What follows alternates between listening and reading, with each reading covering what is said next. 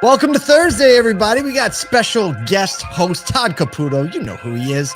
We're talking about Lithia buy-in stores in the UK, and EV charging, home charging survey reports, and Kia's new EV9. Everywhere I go, the people really want to know who I is and who There's always something going on. Always something going on. Todd, good morning. How are you today? Breaking news. Breaking news. It's always breaking news. It is. What's on your phone today for breaking news? Breaking news. Yeah, I know that is not the healthiest way to be, especially when it's like breaking news. There was a big wave in one place that a surfer rode. Right. The Weather Channel's the worst.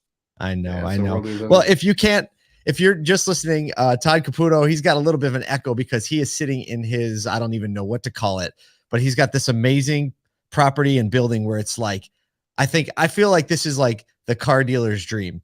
You have garage space for how many cars? About? It can fit like 19 cars in here. So he's got 19 cars, right? Big high bay doors, tall ceilings. And then to the right of it, there's like a 3-bedroom apartment. And above the 3-bedroom apartment, there's just this, I don't know what to call it. It's like an office. It's called the like pinball machines. What's it called? It's called the Fortress of Solitude.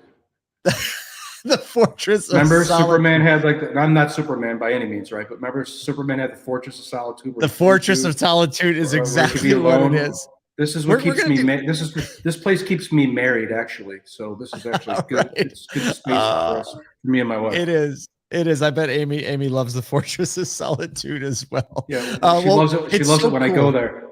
That's what I'm saying. It's so cool that I think we're gonna do a show in there and get it all set up. And so the Soda community, we're gonna show you the ins and outs of the Fortress of Solitude. Do a little Todd Caputo's garage episode. But remember, but I will try to sell everybody that is watching all these cars. So I'm going to pitch you to buy one. Of course, for sure. If you're, I mean, that's like the lifelong plot of every dealer, right? If you're awake, you're trading a car somehow. You're buying or you're selling a car. Hey, we have a lot of cool things going on in the Asotaverse. We just opened up ticket sales for our event in Arlington, which Todd will actually be at. We're going to talk a lot of used cars. Have a number of guests we're going to announce very soon. It's in Arlington, Texas, on April 5th. And everyone in the store is invited. We've intentionally put it in the evening so that folks that can't usually get out or you're in the busyness of the day. So we want managers and GMs and service advisors and those who you need to get a little more inspired and in line with what's going on in the industry. We're making an event just for you. You can get tickets by going to ASOTUX.com, and we're putting on the whole event, live show. We're bringing a live band. It really is going to be something special, a lot like our year-end extravaganza was. Oh, that's going to be awesome. Like, if I still had stores, I'd be doing a spiff with my salespeople, with my technicians, with my writers, with everybody, some kind of spiff so they can actually go to that event. It's going to be awesome. Yeah, like a good spiff. That's a great idea. It'd be awesome. Because if they show up to that and meet other people that are inspired about the industry you're in, they're going to bring that energy back to the store. You just know. Hustlers, and they're hustlers too, right? Like we want the hustlers there. Right. Exactly. Well, speaking of hustlers, stop. Segue time. All right. So this story just came out yesterday. Lithia Motors has become the third public auto retail company with holdings in the United Kingdom, joining Penske and Group 1. So they recently announced the purchase of Jardine Motors Group, which includes 40 new vehicle franchise points in the UK, including luxury brands, including Aston Martin, Porsche, BMW, Ferrari, according to Lithia CEO BryanDeBoer. So Britain's Sky News said the cost of the deal was somewhere between 361 and 482 million. I mean, they gave it in pounds, but we did the conversion. And it'll add about $2 billion in annual revenue to Lithia, who in 2022 has already jumped 24% in annual revenue. So during an interview, BryanDeBoer called the deal more affordable than what we typically find in the United States. And he continued on saying, more importantly, it gives us a foundation to grow more in the United Kingdom, which helps us drive toward our $50 billion revenue goal in 2025, which is only 2 years away. The CEO of Jardine, Neil Williamson, will stay in place and lead the 2,700 employees that come with the acquisition. Todd, we hear a lot in the UK about aggressive change to the agency model and how, changes to the dealer model there are happening faster than in the US. What is your thought behind like a US company going in and just really getting into the game pretty heavy? Well, the first word that comes to my head is diversification, right? Like these large publics are really diversifying the industries and really the places of doing business. I mean, didn't Lithia just get in the RV business a few months ago? I'm Yeah. almost positive Yep. it did. And then Sonic has gotten into motorcycles, power sports. So I think you're seeing some more diversification, not just with the kind of things that these large groups are going to sell, but also geographically. And then when you talk about the agency model overseas, it's obvious who the OEMs want to have franchises going forward are very well capitalized, sophisticated operators that can probably process the agency model. And I think you're going to continue to see, especially overseas, because they don't have franchise laws like we have, just less and less of, let's call them mom and pop dealers. I think they're going to be gone, especially overseas. Understood. I mean, if we learned anything from BryanDeBoer and Lithia over the last few months, for me personally, it was when he was at the Auto Team America event and he sat with Alan Hagen. We just saw the revenue growth of Lithia and what $1 invested in Lithia did versus $1 invested in companies like Apple and Google, and it crushed them like tens and dozens of times more return. And they're, so I think they've shown that they know how to make smart acquisitions. They know how to turn it into profitability. And it's no one wants to bet against Lithia, that's for sure.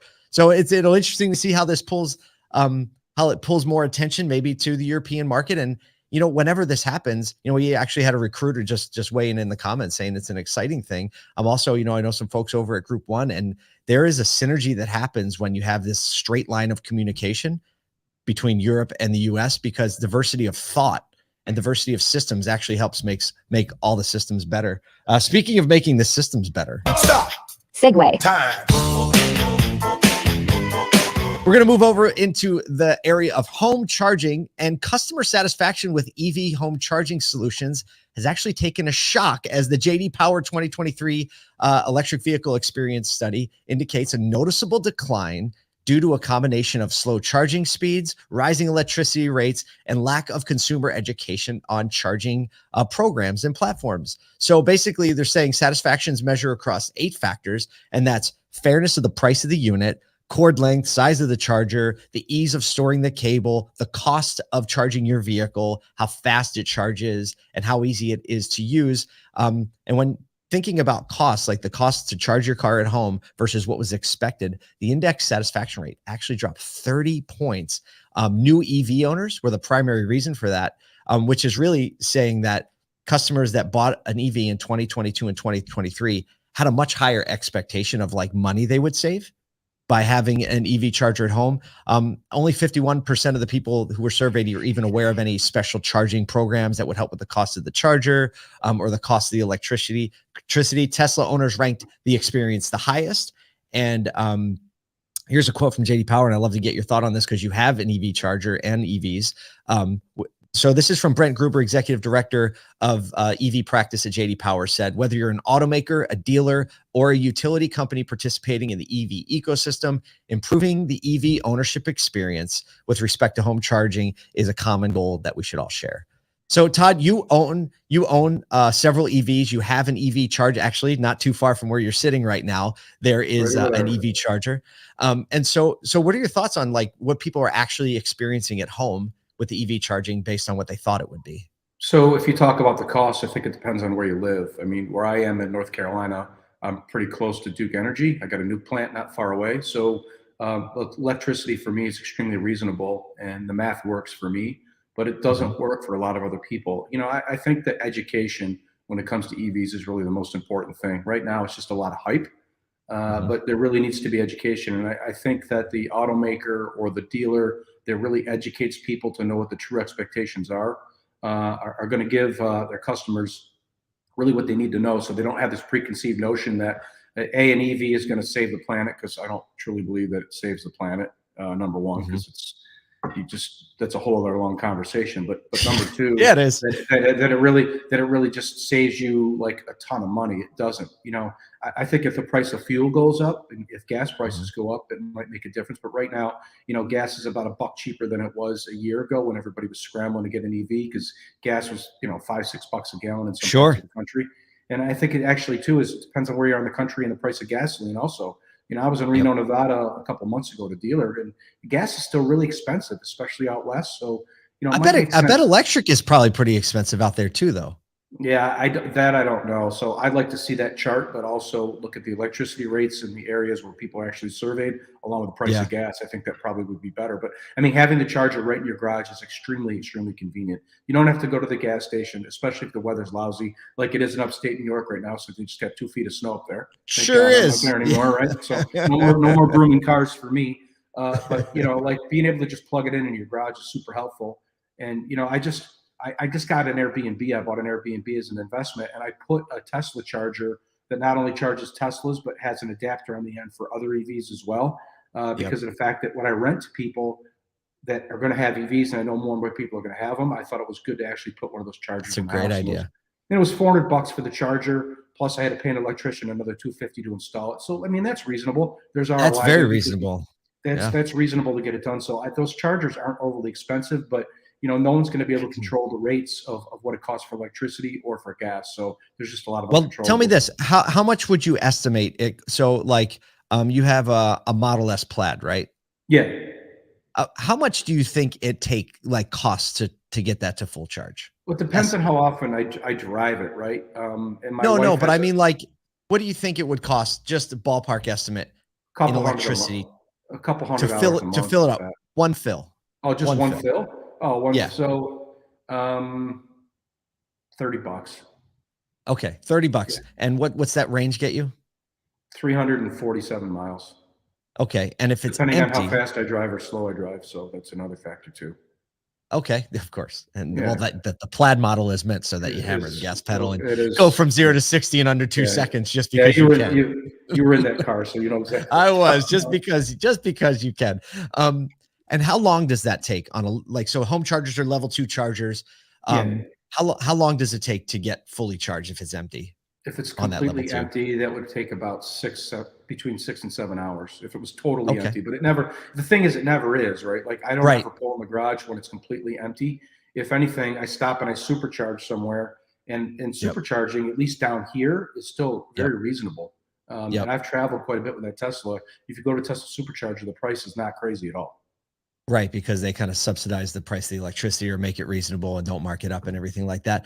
So, I mean, this will be a conversation. Like you said, education is critical. And I think dealers just have the upper hand in EV education if they realize it and take it, because consumers expect the dealer to know the things that have to do with the car. And I think just any dealer in any market has the opportunity to be the authority in home charging and creative content and being the place where people answer questions. I mean, a lot of these dealers now have like chargers out front. I was at a Nissan dealer earlier this week, and it's the charger doesn't cost anything. So people of all, like, driving all different types of OEMs and Teslas included, are showing up at that dealership to take advantage of the charging. So again, like, this is an opportunity, I think, where dealers can be attractional and give people a reason to come in and coach them up and give them great vendor recommendations on charger installs. And like, I think a big part of the charging experience is based on what the expectation is and how that's set in the beginning. And when the expectation is not established, then people are going to be disappointed, you know?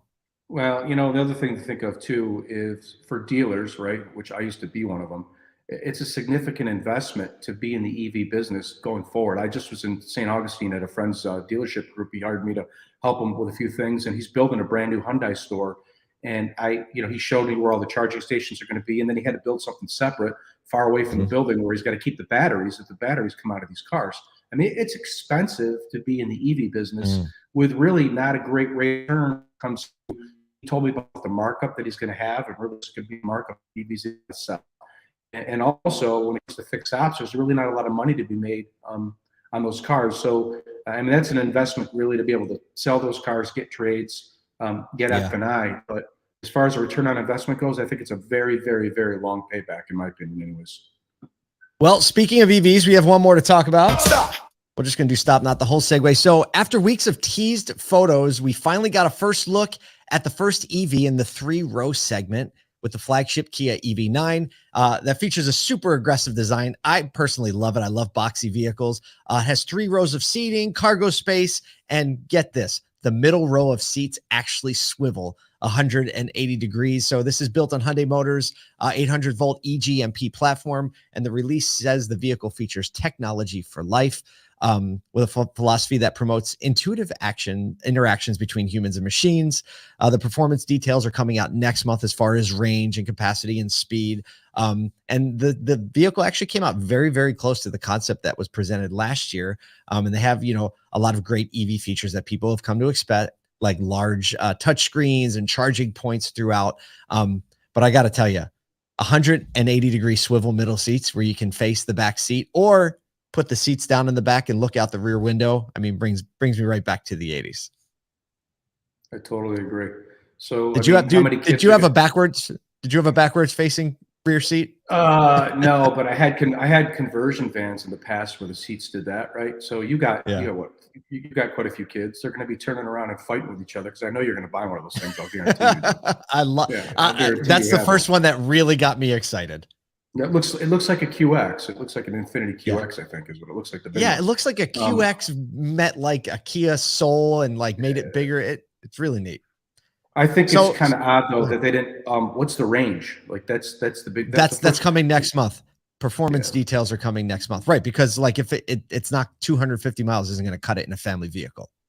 No, not only that, can you tow with it? How's it going to be in the snow? I mean, a big SUV like that is not a daily commuter driver, I think, for a lot of people. That's a let's take a trip to the mountains kind of a vehicle, and let's maybe tow a boat kind of a vehicle. I wonder how big it is, because to me it looks like about the size of a Telluride when I look at it. Yeah. So and here's the thing too. It's like one of the things for me, I'm like, could I have an SUV to be my family vehicle, because we have 4 kids, and when we're traveling, we're having luggage, and we pull a boat sometimes.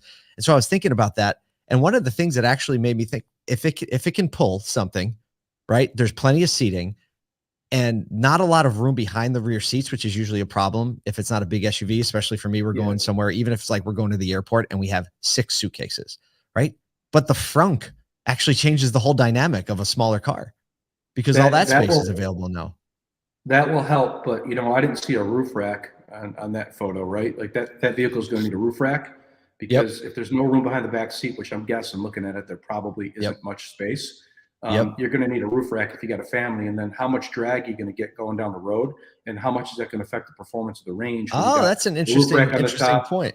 With a Thule on the top of it too. Like that's going to give you drag a lot. I mean, that affects miles per gallon. It's going to affect range when it comes to an EV. So I don't know. It needs to be seen, but I think it's pretty cool looking. That's for sure. It is. Andrew Boyer just chimed in on the live stream and says it's slightly larger than a Telluride, as far as what people are saying about it. So that answers that question. But without a doubt, like that segment there's a big void in the EV segment when it comes to an SUV with a 3rd row, and Kia is going to, say, hey, this is going to be our flagship entry. I mean, you look at the success of what they did with the Telluride and how they just nailed it with that vehicle. I owned one for 3 years and I loved it. So Kia giving everybody a reason to look in. And I think it's just indicative of the way things are heating up in the EV space. And there's just going to be a lot of options to consider. Well, from a dealer perspective, what are they going to allow a dealer to make on that truck? That's another question. How are they going to sell it? What are they? I mean, I got educated about some of the markups in some of these EVs when I visited my buddy in St. Augustine with his Hyundai store, and he was telling me about that. There's no markup there, right? That's just, you got to be able to make money selling these cars as a dealer. So right, because the service isn't coming either. No, the service isn't coming either. So we'll see. That remains to be seen, of course. We will. Well, it's a busy Thursday around the industry. Todd Caputo, thank you so much for joining us as guest host. We have a lot of work to do. We have a lot of fun to have, and we have a lot of people to serve today. So go out there and serve somebody.